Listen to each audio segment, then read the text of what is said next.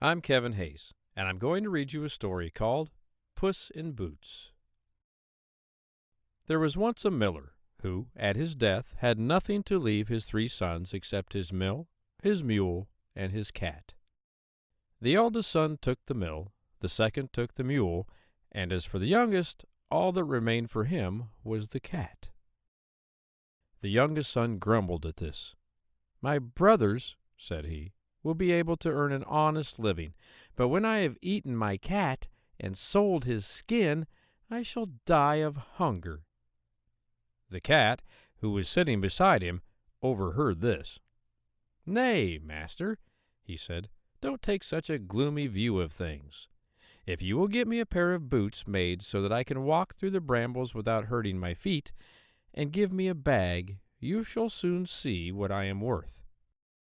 The cat's master was so surprised to hear his cat talking that he at once got him what he wanted. The cat drew on the boots and slung the bag round his neck and set off for the rabbit burrows. When he got there, he filled his bag with bran and lettuces, and stretching himself out beside it as if dead, waited until some young rabbit should be tempted into the bag. This happened very soon. A fat, thoughtless rabbit went in headlong, and the cat at once jumped up, pulled the strings, and killed him. Puss was very proud of his success, and, going to the king's palace, he asked to speak to the king.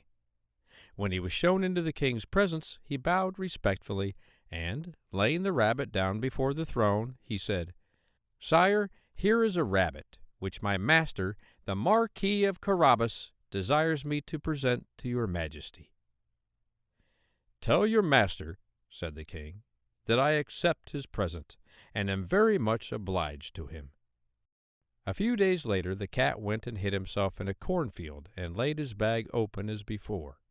This time 2 splendid partridges were lured into the trap, and these also he took to the palace and presented to the king from the Marquis of Carabas. The king was very pleased with this gift, and ordered the messenger of the Marquis of Carabas to be handsomely rewarded.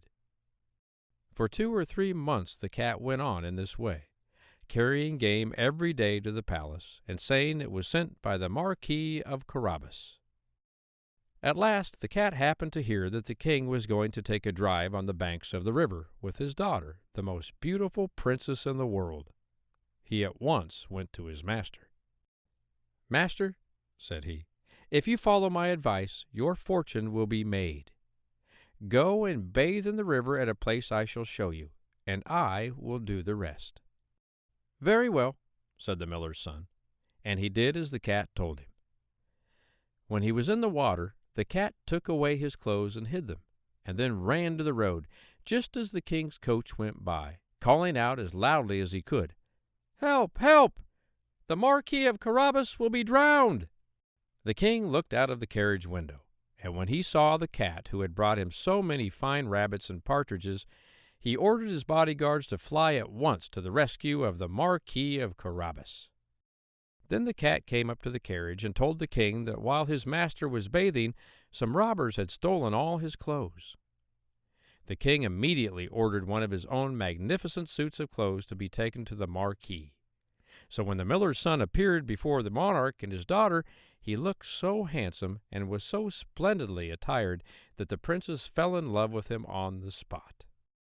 The king was so struck with his appearance that he insisted upon his getting into the carriage to take a drive with him. The cat, delighted with the way his plans were turning out, ran on before. He reached a meadow where some peasants were making hay. "Good people," he said, "if you do not tell the king when he comes this way that the meadow you are mowing belongs to the Marquis of Carabas, you shall all be chopped up into little bits." When the king came by, he stopped to ask the haymakers to whom the meadow belonged.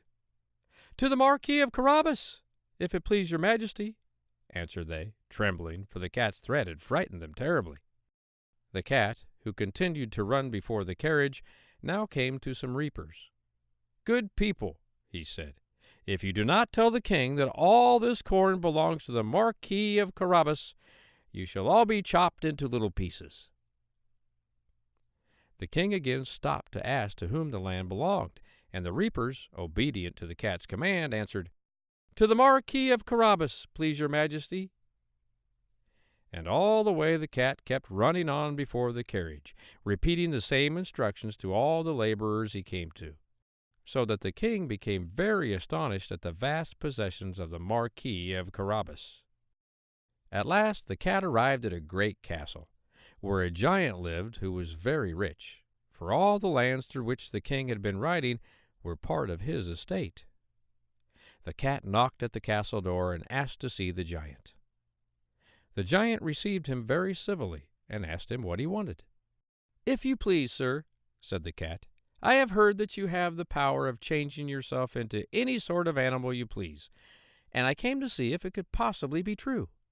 "So I have," replied the giant, and in a moment he turned himself into a lion.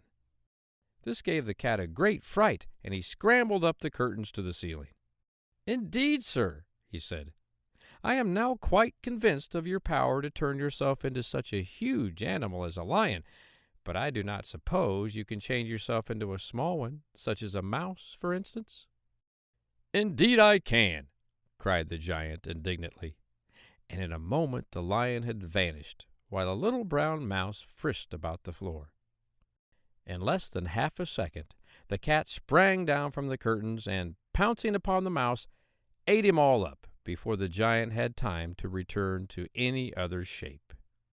And when the king arrived at the castle gates, there stood the cat upon the doorstep, bowing and saying, "Welcome to the castle of the Marquis of Carabas." The Marquis helped the king and the princess out of the carriage, and the cat led them into a great hall where a feast had been spread for the giant.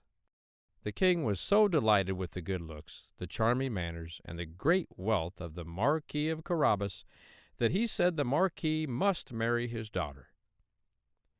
The Marquis, of course, replied that he should be only too happy, and the very next day he and the princess were married. As for the cat, he was given the title of Puss in Boots, and ever after only caught mice for his own amusement. I'm Kevin Hayes, and you've been listening to Puss in Boots.